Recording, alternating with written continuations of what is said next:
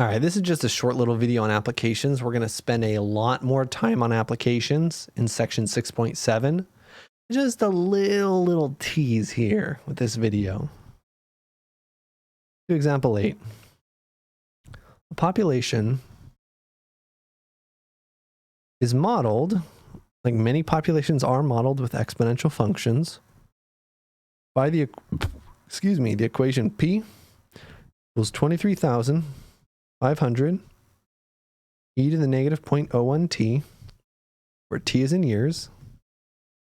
As a side note, this is actually a pretty accurate population model for my old town in Wyoming, Rock Springs.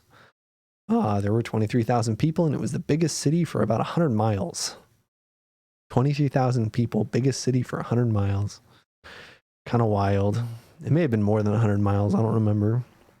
Anyway, the question says, when will the population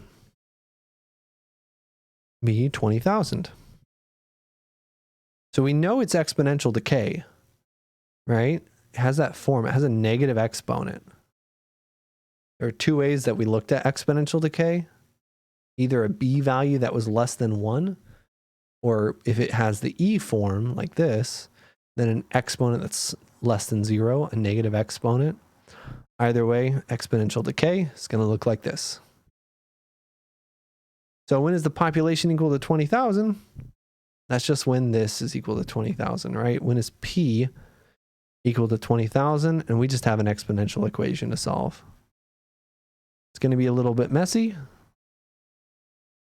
We'll approximate our answer at the end with a calculator, but in the meantime, get the exponential by itself, undo it with a logarithm. So divide both sides by 23,500. And you could simplify the left-hand side. I'm curious whether it simplifies to something nice. 20,000 divided by 23,500. Nah, it doesn't simplify to something really nice. We could divide everything by like 500 here and make it look a little nicer. But in the meantime, I'm just going to cancel the zeros. You could simplify it a little bit more, but we're going to approximate our final answer anyway. For applications, we always approximate the final answer. All right, let's just do it, right? This reduces. If it divides by 5, this is 40 on the top.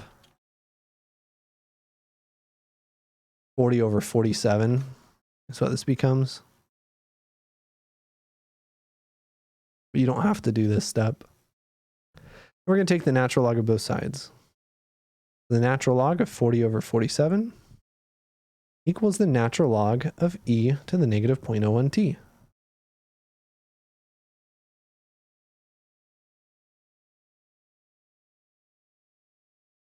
Left-hand side, we'll have to approximate that eventually, but it's usually a good idea to not approximate until the very end. That minimizes your rounding error. And the right-hand side, we can use that inverse property. Natural log, e to the x, those are inverse functions. They cancel each other out. Just divide by that coefficient and we'll have our answer. Natural log of 40 over 47 divided by negative 0.01. Type that into a calculator. Natural log of 40 over 47 divided by negative 0.01. That's about 16.13. Or in other words, in about 16 years, population of Rock Springs is going to be down to 20,000, unless something changes. But Wyoming's Wyoming's not doing so hot right now as a state. Anyway, that's how you do these application problems, and we will be doing these a lot in 6.7, but even cooler applications. All right, I like 6.7 a lot. Anyway, let me know if you have any questions.